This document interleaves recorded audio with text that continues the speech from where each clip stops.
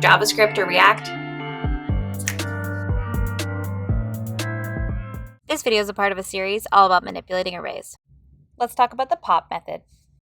Let's say we have an array of balloons, all different colors, and the last balloon pops. How could we easily update our array? The funny thing is we could actually use the pop method. The pop method removes the last element of the array. It updates the array itself. It will return the element that was removed.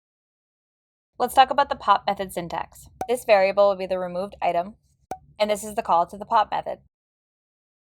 Let's dive into some code.